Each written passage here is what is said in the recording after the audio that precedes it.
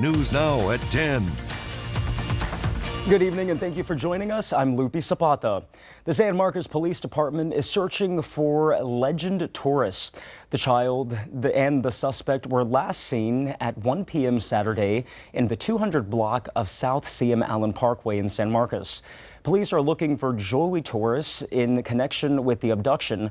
Law enforcement officials believe the child to be in grave or immediate danger.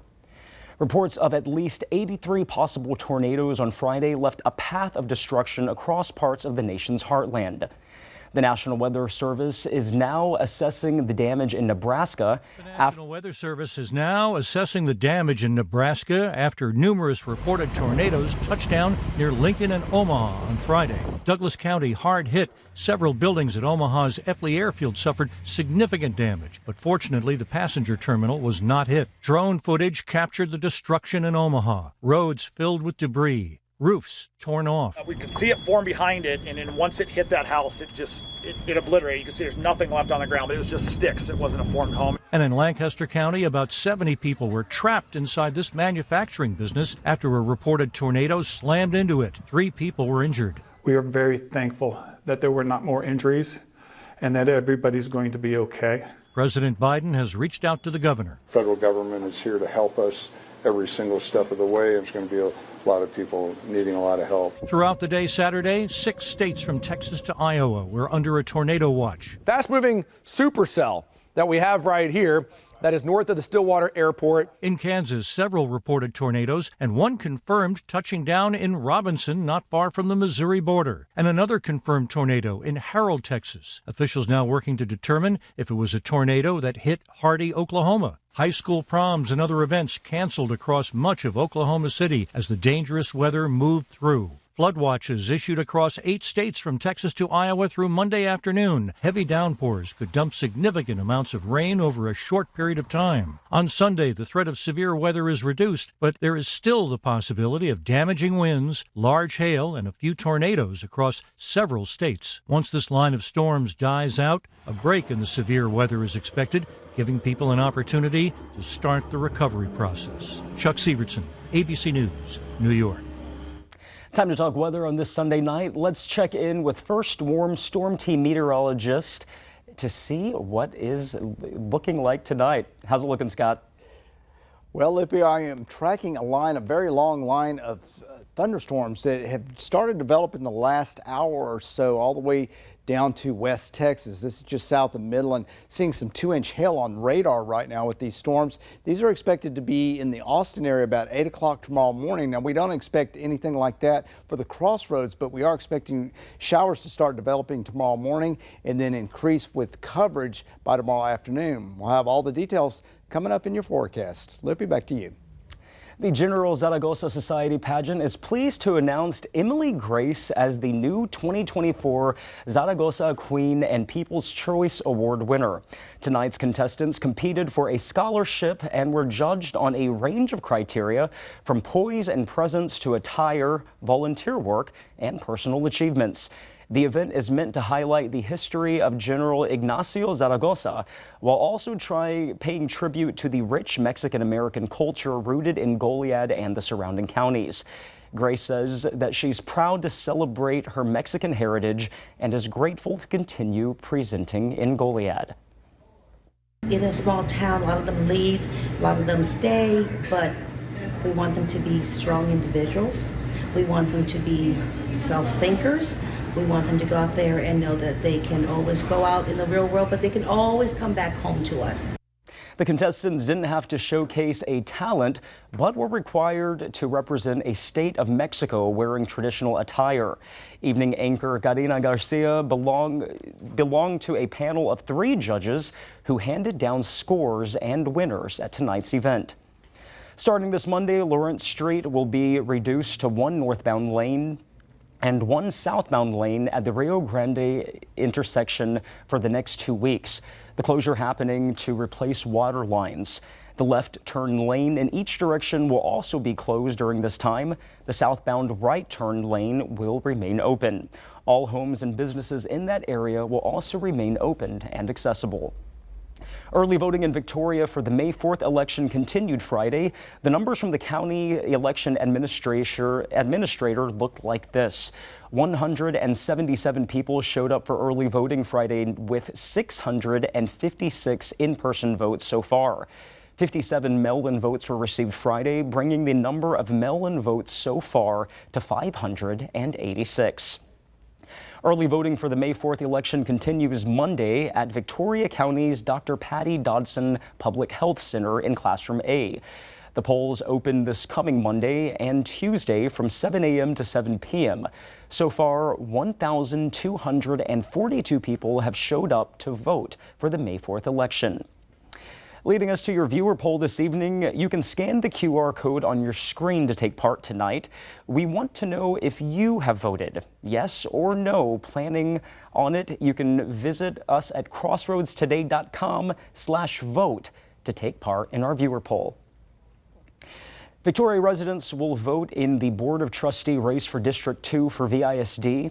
On the ballot is incumbent Bridget Marshall. In July of last year, she was appointed District 2 trustee. Marshall is the Victoria College Department Chair of Humanities and serves as an English instructor. She says she'll use her 2 decades of education experience for this role.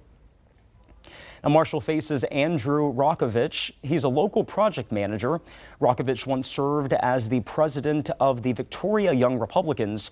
In March, he was under fire for a social media post that some deemed as anti-Semitic hate speech. Now, Rokovich apologized and says the post was poorly thought out. Rokovich wants to ensure inclusivity and representation for all in the community. Victoria County residents will vote for 1, 2, or 3 of the candidates for Board of Directors in the county's Drainage District number 3. On the ballot, Justin Leda, Ryan Pletcher, Candy Markle Beck, and Wayne Leda. In the race for Victoria's District 3, Victoria City Council, we have April Butler running against Woodrow Wilson Wagner. Butler is a local business owner. One of the issues she wants to address is retaining first responders. Butler was born in Amarillo and has been part of the Victoria community since 2003. Now, she attended Texas Tech University. Butler says she has a plan to increase pay for first responders without raising taxes. Butler faces Woodrow Wilson Wagner II in that District 3 race. He says he has a track record of advocacy and desire to give back to his hometown. Wilson Wagner's primary focus, if elected, is to give first responders better pay to prevent them from leaving Victoria. Wagner says his experience in government will help him find solutions for the city. And Victorians will vote for 1 or 2 candidates for Board of Directors in the County Water Control and Improvement District 1. On the ballot, Robert Cardenas, Devin Wallace, and Robert Montalvo. And grab your cell phones, scan this QR code. This is our quick response code to download the Crossroads Today app. Watch us anytime, anywhere, and get breaking news alerts and vote on our viewer polls. Learn about our ongoing contest right there on the app. You can also submit news tips and photos. And remember to subscribe to our YouTube channel, Crossroads Today. Hit the like button and click the notification bell. Stay with us. Coming up, tensions spreading on college campuses nationwide as the Israel-Hamas war approaches the 7-month mark. The wind advisory ended at 7 p.m. for the Crossroads, but the windy conditions will continue. I'll have all the details coming up in your forecast.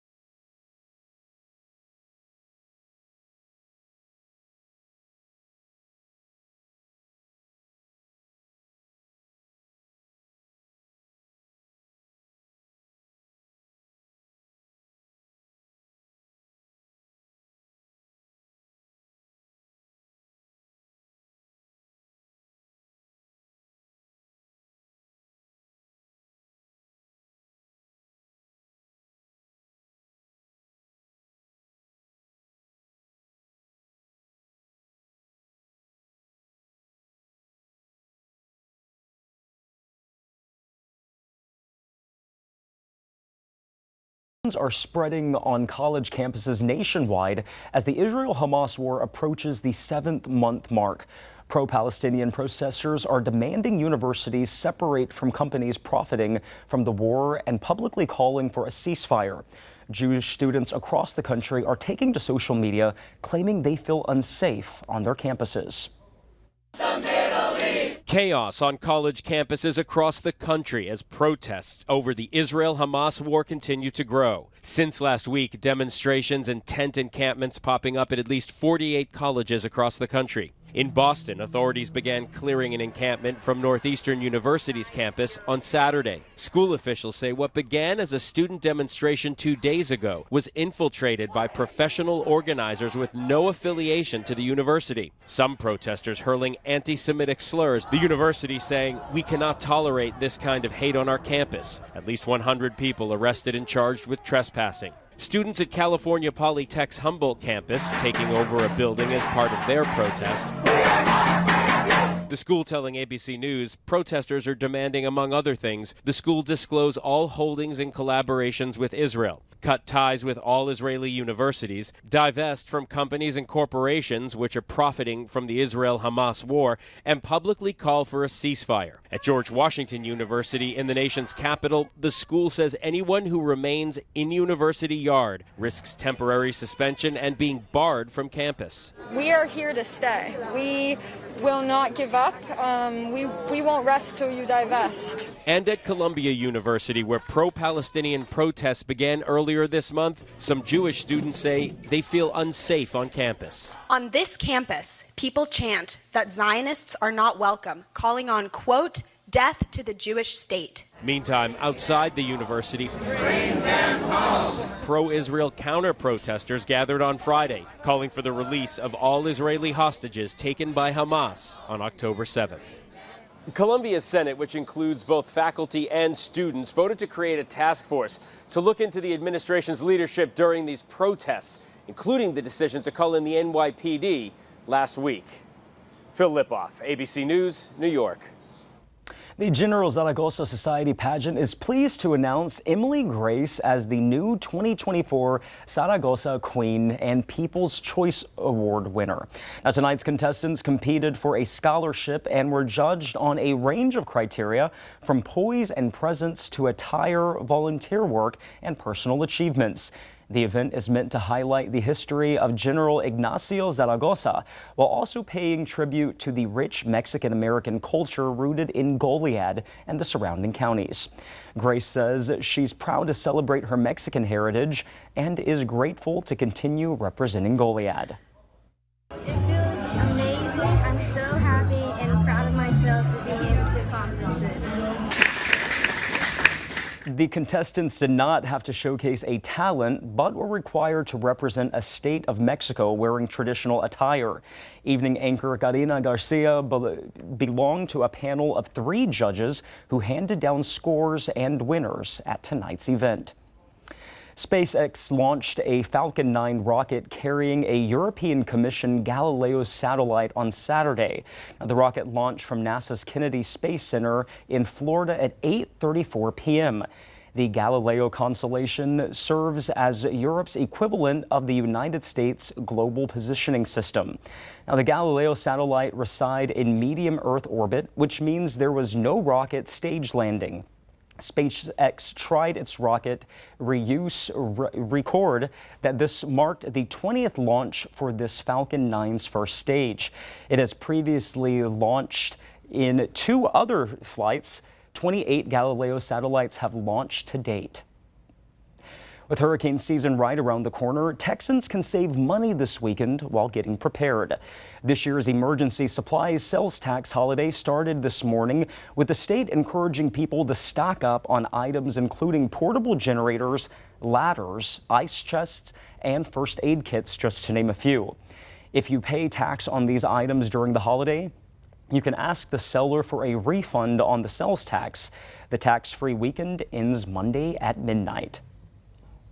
We have a severe weather threat for the northern portions of the crossroads for tomorrow through Monday. We'll talk about it coming up in weather.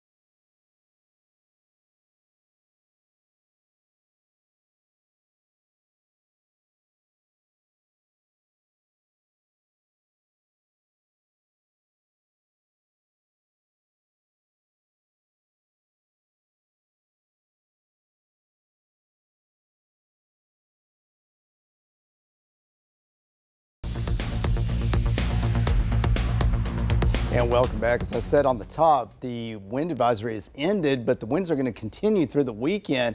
The rain starts tomorrow. It's going to start off with about a 20% chance, increasing to 50% chance. And then we are looking at a fairly wet week, pretty good chance of rain overall for the rest of the week. Those winds right now still in the 20s. These are sustained winds. The future gusts, these are gusts up to 30, 35 miles per hour, continuing all the way through Sunday and into Monday. Those winds will finally start to die down, although it will stay breezy even with Monday's wind conditions. Right now in Victoria, we are looking at 78 degrees. That dew point up there at 72 is why it feels so uncomfortable. Again, southeast winds right now sustained at 22 miles per hour. We do have a marginal risk for severe weather in the form of damaging winds and hail. This is mostly for the northern part of Crossroads, the green shaded area here. Not too far north of that, a slight risk. The risk gets higher as you get further north. And here's that future track, those storms moving into Austin in the morning. But notice that it kind of fizzles out when it gets to the Crossroads, but it still holds together. So we'll still see rain and clouds. This is Sunday morning at 9. But then as we get toward the evening hours, this future track is just going to take us through the afternoon. But as we'll see on the next future track, when we get toward the evening hours, we'll see those rain chances actually go back up. And the reason is we have a stalled front north of us. You see the dark green shaded area here is tomorrow morning as those heavy storms come out of West Texas. But then we get to 10 o'clock tomorrow night. Notice the dark green shaded area around Victoria. That is going to be the case for tomorrow night all the way through Monday. That front stalls. It never makes it through. That's why we're going to keep that warm, moist air in place for the remainder of next week. Then this is for Wednesday, 8 o'clock. Notice widespread rain, although light in nature, nothing severe or anything like that. Overall, we're looking at probably about a ½ inch to an inch of rain over the 7-day period for the Crossroads. Marine forecast not looking too good in terms of wind. We have a small craft advisory in effect. There's your high and low tide. The southeast winds maintaining at 20 to 25 knots, waves 5 to 6 feet. Those bay waters are rough, and there is a high rip current risk, and the bay water temperature is 76. Waking up to 78. Port Lavaca under mostly cloudy skies. Scattered thunderstorms start in the afternoon, a few showers in the morning, and continue into the evening. Cuero waking up to 75, getting up to 82, scattered thunderstorms as well. For the rest of us, 50% chance of rain, mid-80s for your temperatures for highs, low 70s for your low.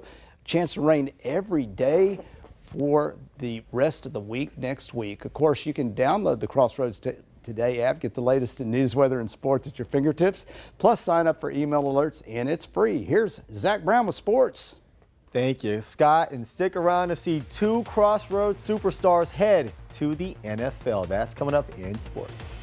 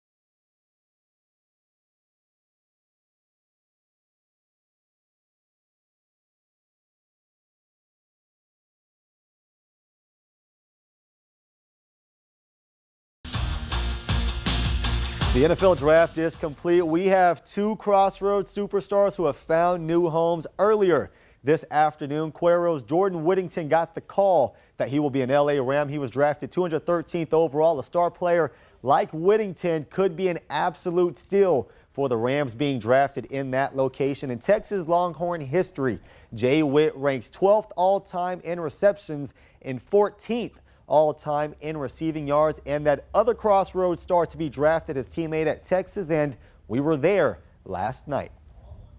And with the 46th pick in the 2024 NFL Draft, the Carolina Panthers select Jonathan.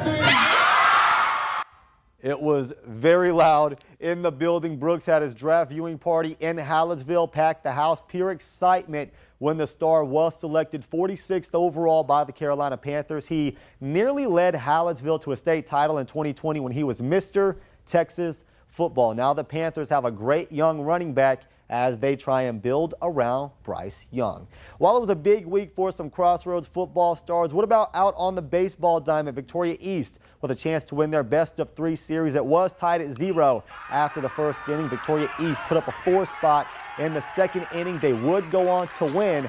Final score 7-0 over the King Mustangs. And you see the highlights, but how about you stay for the celebration? Last year, the Titans had a crushing defeat that Coach Coley said really hurt, and it ended their pursuit for the postseason. As you can see them pile on top of each other, it felt really good to get over that hump this year and make the postseason. We had another celebration from Victoria East, and well, this is the Victoria East softball team. They just made the postseason for the first time in 10 years, and they just made some more school history, winning the by-district round over Laredo-Nixon. Coach Buck said in Game 1, they were down 5-1 in the second, rallied all the way back to win.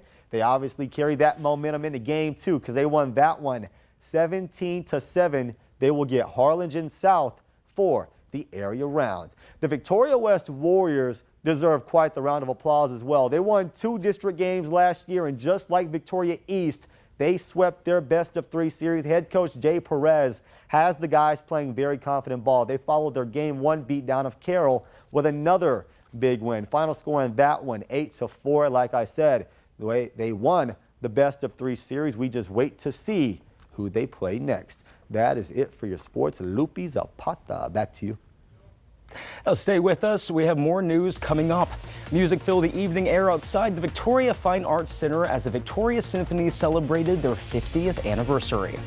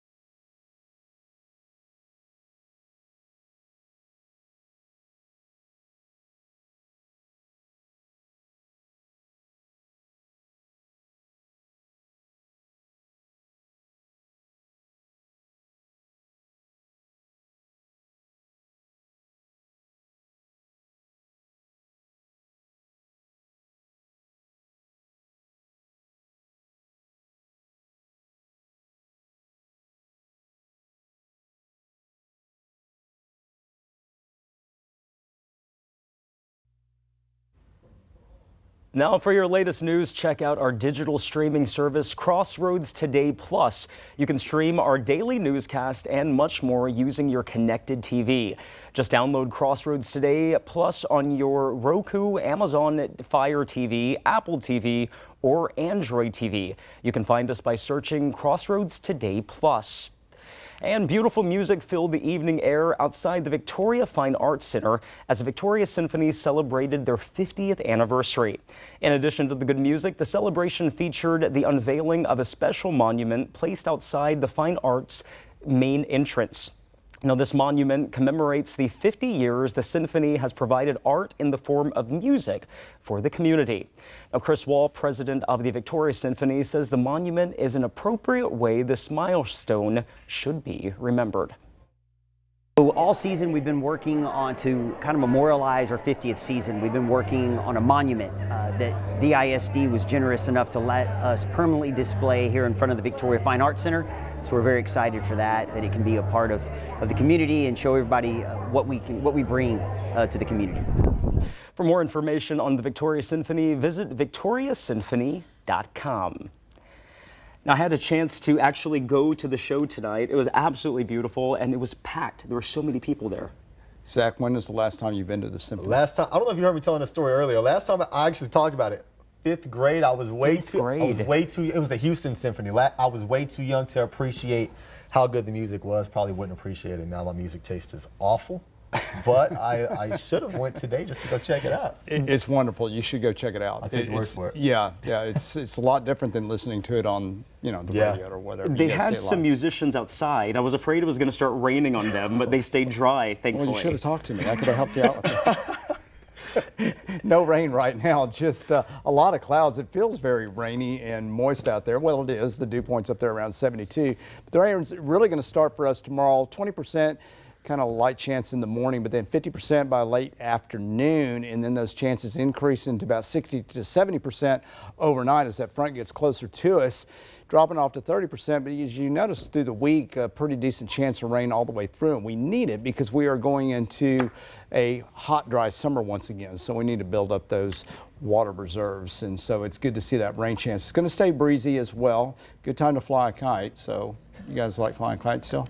You know what? It's been a while since our anchor Carolina Strine was talking about going to buy a kite today. I guess she was here for a little bit doing some work. She said she wanted to go buy a kite. Would have been a great day. Yeah. Very windy. Blew my flower pot over. I planted my first ever flower. I might tell her to get the extra heavy duty string though. It's going to be a little bit breezy. You don't want to go chasing your kite from a broken string. Sure. But, my dad loves flying kites, but we're too busy flipping pizzas right now, so no flying kites. Yeah, business crazy. First. Business first. Well, yeah, but it would be a good day to fly a kite. So. Thank you guys so much for spending your Saturday night with us. Remember to subscribe to our YouTube channel, Crossroads Today. Have a good night.